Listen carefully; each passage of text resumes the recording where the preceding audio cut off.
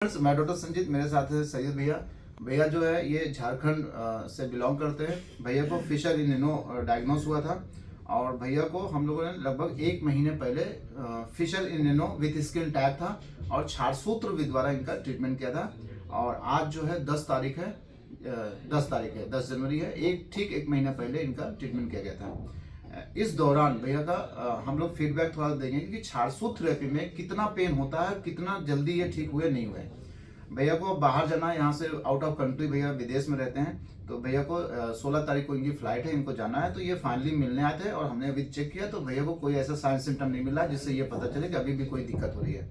बाकी सिम्टोमेटिक जो pen, burning, etching या जो भी ब्लीडिंग वलीडिंग होती रही होगी, भैया को अब 1% उसमें ऐसा कोई भी चेंजेस नहीं दिखा या कोई भी ऐसा सिम्टम नहीं मिल रहा है भैया को।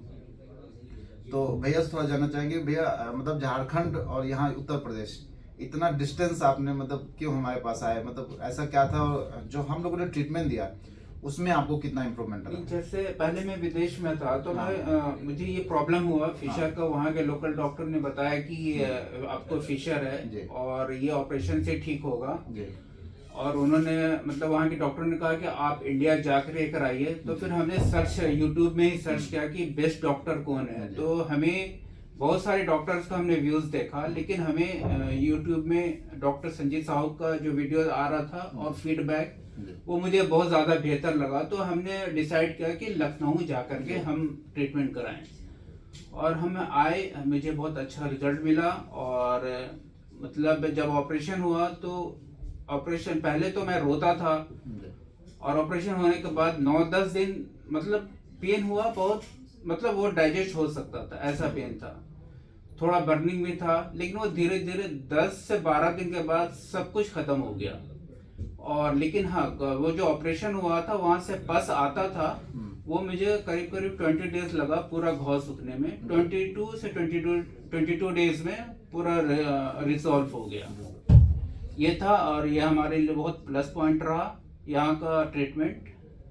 अच्छा, मैं 2-3 चीज पूछना चाहूंगा। जैसे फिशर में पेन बहुत होता है, तो जो बिफोर ट्रीटमेंट और आफ्टर ट्रीटमेंट पेन कितना हुआ आपको? बिफोर ट्रीटमेंट में तो ये था कि हम पेन किलर खा रहे थे, तो उससे मतलब तो मेरे को बर्दाश्त हो रहा था। और आफ्टर ट्रीटमेंट ये था कि मतलब यहाँ छारसूत्र के द्वारा जो ऑपरेशन हुआ उसके बाद धीरे धीरे धीरे सब कुछ खत्म हो गया। जो वहाँ पे जो साइड में जो सूजन जैसा फील होता था, जो मस्से जैसे थे, वो सब अब गायब है? वो सब गायब है, कुछ भी नहीं है। तो आजा बेटा। देखिए, हम लोग क्या करते हैं, हम लोग भी छारसूत्र लाके करते हैं और बहुत लोग भी छारसूत्र लाके करते हैं। कुछ लोग अगर ये दिक्कत होती है, कुछ लोग कहते हैं कि छारसूत्र बहुत पेनफुल थेरेपी होती है, और होती भी है अगर इसको सही से परफॉर्म नहीं किया जाता है। कई बार होता है कि जैसे हमने लाइगेट किया, कई बार ये जो स्किन पे एक नर्व होती है जिसे हम पुडेंडल नर्व कहते हैं, ये सोमैटिक नर्व होती है। सोमैटिक नर्व वाकई में बहुत पेनफुल होती है, इसीलिए फिशर के पेशेंट में पेन बहुत होता है। तो क्या होता है, अगर हम छारसूत्र को लाइगेट करते समय अगर उस नर्व की एंडिंग को हमने टच कर लिया या वहाँ की स्किन को हमने टच कर लिया, जो पेरिनल स्किन होती है, तो वो वाकई में पेनफुल हो जाती है। तो ये एक टेक्निकल पार्ट है। तो हम उसको क्या करते हैं, लाइगेट करते समय हम ध्यान रखते हैं कि वहाँ की स्किन ना लाइगेट हो जाए। इसीलिए हम लोग जब छारसूत्र लाइगेट करते हैं तो पेशेंट को पेन उतना नहीं होता जितना लोगों ने मन में भय बना रखा है कि छारसूत्र में पेन होगा। तो ये एक वो होता है कि तरीका, ट्रीटमेंट का तरीका होता है, उसको इस तरह परफॉर्म करते हैं। दूसरा, हम लोग सुबह शाम इसमें सफाई पे ज़्यादा फोकस करते हैं। जैसे सुबह लैट्रिन जाने से पहले ऑयलिंग कराना। जैसे हम लोग क्या करते हैं, जैसे ये कैथेटर होता है, इसको सिरिंज में जैसे कैथेटर कई प्रकार के हमारे पास होते हैं। जैसे ये है कैथेटर, इसको भी प्रयोग करते हैं। ये लाल रेड कैथेटर 6 नंबर का होता है, इसका भी प्रयोग करते हैं। इसको हम क्या करते हैं, सिरिंज में इसको रख लेते हैं।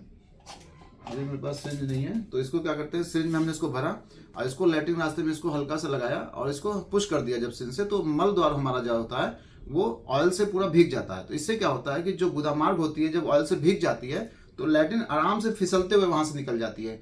तो जो घाव होता है, जो अल्सर होते हैं, उस पर चोट नहीं लगती दोबारा। जब किसी घाव पर दोबारा चोट नहीं लगेगी तो दर्द और जलन अपने आप धीरे धीरे क्या होती है, वो अपने आप कम होने लगती है। क्योंकि बॉडी की सेल्फ ये पावर होती है कि किसी की घाव को भरने में वो खुद इतना सफिशिएंट उनके पास पावर होती है, खुद घाव भर लेती है। बस हमें क्या होता है, एक इन्वायरमेंट देना होता है कि इस पर दोबारा चोट न लगे। तो जब जैसे हम लोग क्या करते हैं, स्पेशली पालवांस तेल ये मलद्वार में, जैसे कोई भी घाव हो, चाहे फिशर का हो, फिशुला का हो, या during the treatment of piles का हो, हम लोग क्या करते हैं, इसको शरीर में भरवाते हैं, फिर लैट्रिन जाने से पहले, सुबह लैट्रिन जाने से पहले इसको पुश कर देते हैं। सुबह लैट्रिन जाने से पहले पुश किया, फिर लैट्रिन से आने के बाद हल्के गुनगुने पानी में थोड़ा सा फिटकरी मैं डलवाता हूँ। बाकी आप एंटीसेप्टिक सोल्यूशन कोई भी यूज़ कर सकते हैं, जैसे पोविडन आयोडीन यूज होता है, कुछ लोग सेवलॉन को यूज़ करते हैं, कुछ लोग डिफरेंट टाइप्स के, जैसे पोटेशियम सल्फेट का भी कुछ लोग यूज करते हैं। लेकिन स्पेशली चूंकि हम लोग आयुर्वेद के हिसाब से ट्रीटमेंट करते हैं, तो जैसे हमने या तो इस फटका भस्म का प्रयोग करते हैं या फिटकरी का प्रयोग करते हैं। सुबह लैट्रिन से आने के बाद सिकाई कर लिया, फिर शाम को फिर लैट्रिन से जहाँ लैट्रिन जाए चाहे ना जाए, शाम को फिर से ऑयलिंग करवा देते हैं। इससे क्या फायदा होता है कि जो रात भर की जो हमारी एनल कैनाल होती है, म्यूकोसा मेम्ब्रेन, वो ऑयल से क्या होती है, लुब्रिकेट हो जाती है। तो it is not only oil, ये केवल तेल नहीं है, इसमें जैसे 10-15 आयुर्वेदिक औषधियों का कॉम्बिनेशन है, और वो आयुर्वेदिक औषधियाँ इसमें मिलाई गई हैं जो केवल घाव को भरने में हेल्प करती हैं। तो रात भर में क्या होता है, वो जो अल्सर होता है वो हील हो रहा होता है। रात भर में जो मल का पहला हिस्सा होता है, जो कई बार हम लोग जाते हैं सुबह देखते हैं तो कंकड़ जैसा लैट्रिन बन जाती है, वो निकलने में परेशान करती है। तो रात भर में ऑयल से भीगा रहता है, तो लैट्रिन आसानी से फिसल के बाहर आ जाती है सुबह, और वो चोट नहीं पहुंचाती। तो बार बार चोट ना लगने की वजह से घाव बहुत तेजी से हील होता है।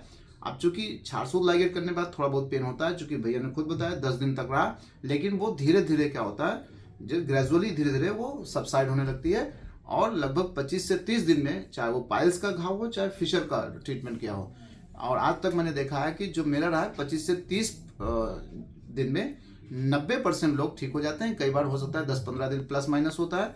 तो अभी तक का मेरा जो अपना रिजल्ट रहा है वो इतना रहा है, और अभी तक मैंने लगभग 200 से 300 पेशेंट का फीडबैक यूट्यूब पे डाला है। आप देख सकते हैं कि कोई भी ऐसा पेशेंट, क्यों भैया इतने दिन से आप आ रहे हैं, कभी किसी पेशेंट ने आपको कंप्लेन की कि नहीं मेरा तो गड़बड़ हो गया है, मेरा दर्द ज़्यादा रहा है? नहीं, ऐसा तो कुछ अभी सुबह से भी आप देख रहे होंगे, कम से कम 30 से 40 ओपीडी तो मैं कर ही चुका हूँ। कभी कोई पेशेंट आपको लगा कि यहाँ पे परेशान हो गया है? कभी सब स्मूथली यहाँ पे काम हो रहा है। तो मैं कोशिश करता हूँ कि इस तरह मतलब उनको ट्रीटमेंट प्रोवाइड करूँ कि जिसमें पेन कम से कम हो, और आप अपना दिन भर का जो लाइफ स्टाइल है उसको अच्छे से परफॉर्म करें। जैसे कोई जॉब कर रहा है तो जॉब अच्छे से करें। बस सुबह शाम मैं यही करता हूँ कि सुबह लैट्रिन जाने से पहले, जैसे ये देखिए हम लोग इसको पूरा प्रिंट करा के देते हैं, पूरा की चीज़ समझाते हैं। सुबह लैट्रिन जाने से पहले तेल डालना है, रात में सोने से पहले तेल डालना है, सुबह गुनगुने पानी में थोड़ा फिटकरी से सिकाई करनी है।